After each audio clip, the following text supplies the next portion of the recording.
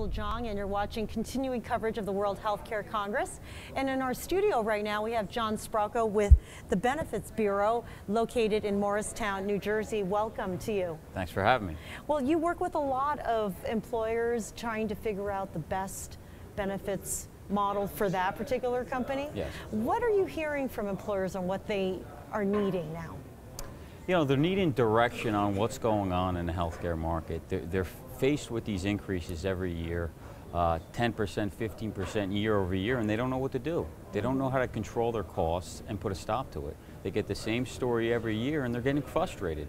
They don't know what to do with the cost, how to absorb it as a company, and they're shifting cost off to employees or have to take it on the chin every year. Is it companies of all sizes? Yeah, it's standard across the board. I mean, everybody's facing it. There's no way around it. You just really have to get down into the dirtiness of what the root issue is, and that's the claims cost. How are you managing your claims? And most employers are doing nothing, okay?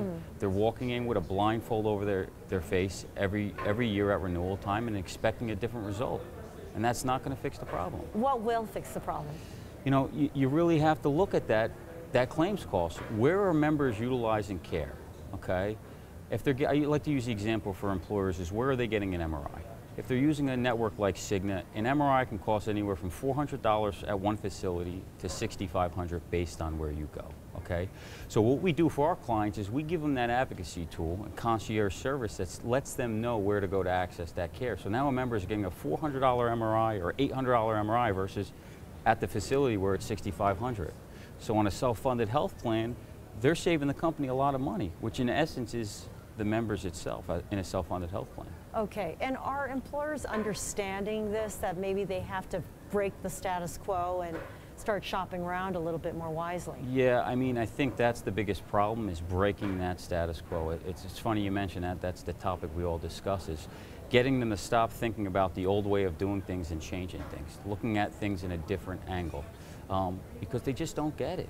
It hasn't been communicated to them, and they don't understand that, hey, I'm with Cigna, prices vary from hospital to hospital. Wow, okay. So is it perhaps they fear it's more work for them to figure out a better way, or are they fearful that maybe it'll end up costing more if they change? Well, I think they're worried about disruption. I mean, a meeting I had the other day, they said, well, John, I don't want to have to tell members where to go, and I don't want to say you can't go there. I don't want to disrupt my employees. And when I say to them, what's going to be more disruptive? Telling them they have a second opinion to go to get an MRI here, or your premiums are going up 10% next year, and so are your deductibles. Right, right. What are some of the key things to remember if you're an employer and you do want to shop for a more economical way? What is the first thing they should do? Well, they need to be working with the right benefits consultant. And how do they find that? Well, they got to do the interview process. I mean, a lot of employers shop out every year, and they're out there. You just have to find them. Maybe go on LinkedIn.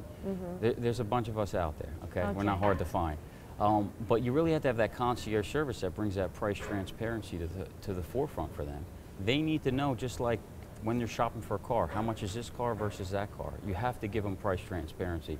And some of the tools we put in place for our employers allow that. And how do we get members to go there? Maybe we incentivize them. Okay, those are some of the solutions that we bring. Let me ask you this. We have heard a little bit about maybe consultants like you should be credentialed in this area so that you're really up to speed on what the best models of benefits are.